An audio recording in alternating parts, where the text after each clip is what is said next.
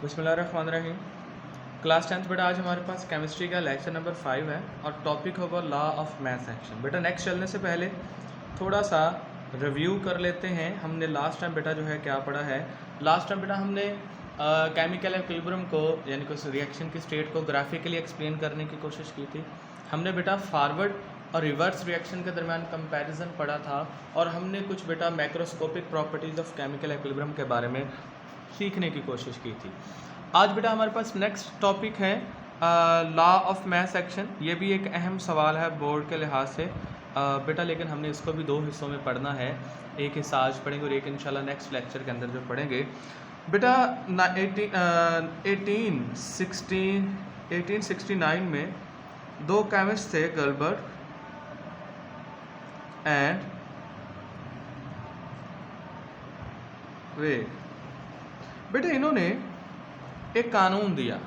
किसके मतलब कानून दिया? इन्होंने कहा कि किसी रिएक्शन में किसी चीज़ के रिएक्ट करने का रेट किस पर डिपेंड करता है। यानी कि मिसाल देता हूँ मैं बेटे आपको। लेट्स इमेजिन H2I2 रिएक्ट करके हाइड्रोजन आयोडाइड बना रहे हैं, तो H2 कितनी तेज़ी से रिएक्ट करेगा ये किस चीज़ पर डिपेंड करता है। I2 कितनी तेज़ी से रिएक्ट करेगा किस चीज़ पर डिपेंड करता है। यानी कि you can say rate of reaction कब ज़्यादा होगा कब कम होगा, ये बताया बेटा हमें गलबर्ग और वेग ने। बेटा इन्होंने बताया कि किसी शय का एक्टिव मास जितना ज़्यादा होगा, एक्टिव मास।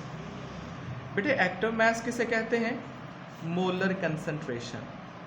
मोलर कंसंट्रेशन सादा लफ्ज़ में यूँ समझ लें बेटा, रिएक्शन के अंदर जिसके नंबर ऑफ मोल जितने ज़्यादा होंगे। इसकी मिसाल मैं अक्सर बच्चों को यही सादा से समझाने के लिए देता हूँ। लेट्स इमेजिन आप में से दो लोग को शॉपिंग पे निकले हैं ना, तो एक के पास ज़रा ज़्यादा वसाइल हैं, तो उसके पास चीज़ें खरीदने के लिए भी कह लें कि वो उसकी ज़रा स्पीड भी हाई होगी। जनरली वैसे समझा रहा होता हूँ बच्चों को कि उसके पास ज़्यादा अमाउंट है, तेज़ी से मतलब कह लें अपनी शॉपिंग करता चला जाएगा। लेकिन जिसके पास थोड़े कम हो गए, उसके चीज़ें खरीदने का सोचने का ज़रा रफ्तार स्लो होगी। वो चीज़ें कह लें कि उतनी रफ्तार से नहीं खरीदेगा जितना कि कह लें दूसरा बंदा खरीदेगा, कि वो अमाउंट कम है। मिसाल दे रहा हूँ समझाने के लिए। In the same way reaction में मोलर कंसनट्रेशन बेटा जितनी ज़्यादा है उसका रेट ऑफ रिएक्शन उतना क्या होगा? ज़्यादा। अगर पूरे रिएक्शन की बात करें सर, फॉरवर्ड रिएक्शन, तो बेटा इन दोनों का प्रोडक्ट जितना ज़्यादा होगा। मैं बात को दोबारा वापस लेकर आता हूँ। हमसे को पूछा लॉ ऑफ मास एक्शन क्या? सर किसी शय के रिएक्ट करने का रेट उसकी मोलर कंसंट्रेशन के डायरेक्टली प्रोपोर्शनल है। सर अगर उसके मोल ज़्यादा हैं तो वो रिएक्ट भी तेज़ी से करेगा, मोल कम है तो रिएक्शन का रेट भी क्या होगा? स्लो होगा। ओके, किसी रिएक्शन का रेट, सर अगर पूरे रिएक्शन की बात करें तो उन रिएक्टेंट्स का प्रोडक्ट हासिल ज़रब जितना ज़्यादा होगा वो उतनी तेज़ी से रिएक्ट करेंगे। बेटा इसको मिसाल देता हूँ मैं समझाने के लिए। हम ये पिछले 2-3 दिन में जो पढ़े हैं केमिकल इक्विलिब्रियम, हम बार बार डिस्कस करें जी। शुरू में फॉरवर्ड तेज़ होता है, रिवर्स स्लो होता है। आप जानते हैं ऐसा क्यों होता है? बेटा शुरू में फॉरवर्ड इसलिए तेज़ होता है, रिएक्टेंट्स की मिकदार ज़्यादा होती है, उनकी मोलर कंसनट्रेशन ज़्यादा होती है, उनका एक्टिव मास ज़्यादा होता है। लेकिन प्रोडक्ट्स का एक्टिव मास कम होता है, सो रिवर्स रेट बेटा स्लो होता है। With the passage of time इनके मोल कम होते जाते हैं, प्रोडक्ट्स के मोल ज़्यादा होते जाते हैं। सो बेटा रिएक्शन फॉरवर्ड कम होता जाता है तो रिवर्स तेज़ होता जाता है। ठीक है, यानी कि होपफुली आपको समझ में आ गया होगा कि लॉ ऑफ मास एक्शन क्या एक्सप्लेन करता है। किसी शय के रिएक्ट करने का रेट उसके एक्टिव मास के डायरेक्टली प्रोपोर्शनल है, नंबर ऑफ मोल्स के डायरेक्टली या मोलर कंसंट्रेशन के बेटा डायरेक्टली प्रोपोर्शनल है। यानी कि मैं यूँ कह सकता हूँ, लेट्स इमेजिन बेटा दो चीज़ें हैं जी, कोई आपस में रिएक्ट कर रही हैं ए और बी, और बेटा वो मिलके बना रही हैं सी और डी। ये तो मैं पता चल गया ए के रिएक्ट करने का रेट कितना ज़्यादा होगा जितनी इसकी मोलर कंसंट्रेशन ज़्यादा, बी की बेटा जितनी कंसंट्रेशन ज़्यादा। पूरे रिएक्शन की बात करते हैं। Rate of forward reaction will be proportional to product concentration of A and concentration of D. बेटा प्रोपोर्शनल साइन खत्म करेंगे, इक्वालिटी और कांस्टेंट ऑफ फॉरवर्ड रिएक्शन आएगा ए बी। इसी तरह बेटा रेट ऑफ रिवर्स की बात करें तो rate of reverse reaction will be proportional to concentration of C concentration of D. इनको प्रोडक्ट है ना, रिवर्स आना है तो उनकी हासिल ज़रब के equality constant of reverse C and D. बेटा आप जानते हैं इक्विलिब्रियम पर जाकर क्या होता है, एट इक्विलिब्रियम क्या होता है जी? फॉरवर्ड का रेट रिवर्स के बराबर आ जाता है। Forward rate, the rate of forward reaction will be equal to rate of reverse reaction, यानी कि KF AB will be equal to KRC concentration of C multiply concentration of, बेटा इसको इधर आकर डिवाइड कर लेते हैं, इस पूरे को उधर ले जाते हैं, that will be KF over KR,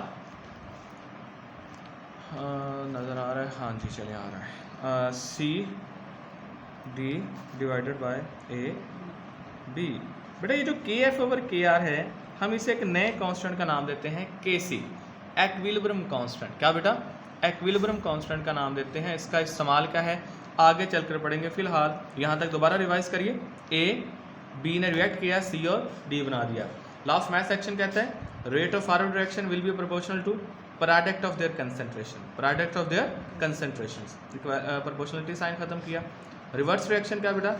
product of their concentration, forward sorry equilibrium पर जाकर फॉरवर्ड का रेट रिवर्स का बराबर हो जाते हैं। बेटा पुट किया, इसको इधर ले आए और इसको उधर डिवाइड किया, it's a new constant that is equilibrium constant.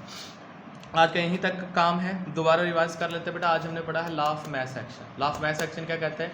किसी शय के रिएक्ट करने का रेट उसके एक्ट ऑफ मास के डायरेक्टली प्रोपोर्शनल होता है। शॉर्ट क्वेश्चन आता है बोर्ड में, एक्ट ऑफ मास का होता है सर ये उसकी मोलर कंसंट्रेशन, अभी उसका यूनिट भी डिस्कस करते हैं, ठीक है। और किसी पूरे रिएक्शन का रेट उनके कंसंट्रेशंस के प्रोडक्ट के डायरेक्टली प्रोपोर्शनल होता है। फिर आगे हमने कैलकुलेशन की, ये देखिए ज़रा किताब पर बेटा। Law of mass action in 1869 put forward according to this law, ये यहाँ से पकड़ो बेटा। The rate at which substance react is directly proportional to act of mass and rate of reaction directly proportional to product of act of mass of reacting substance. अकेले शय की बात करें तो उसके एक्ट ऑफ मास के प्रोपोर्शनल, पूरे reaction की बात करें तो उनके कंसंट्रेशन के बेटे प्रोडक्ट के प्रोपोर्शनल। यहाँ से फिर आगे लर्न करना है एक्ट ऑफ मास, ये 2 नंबर का शॉर्ट क्वेश्चन आता है। Is considered as molar concentration having unit mole per DM cube, और इसको बेटा ये स्क्वायर ब्रैकेट्स में शो करते हैं। उसके बाद बेटा ये आगे आपने याद करना है generally A + B C D, उसको बेटा फॉरवर्ड का लिख लिया, रिवर्स का बराबर कर लिया, और यहाँ तक आपने याद कर लेना। यहाँ तक कोई बात समझ गई तो बेटा आप पूछ सकते हैं। इंशाल्लाह बाकी फिर हम नेक्स्ट लेक्चर में डिस्कस करेंगे। अल्लाह हाफ़िज़।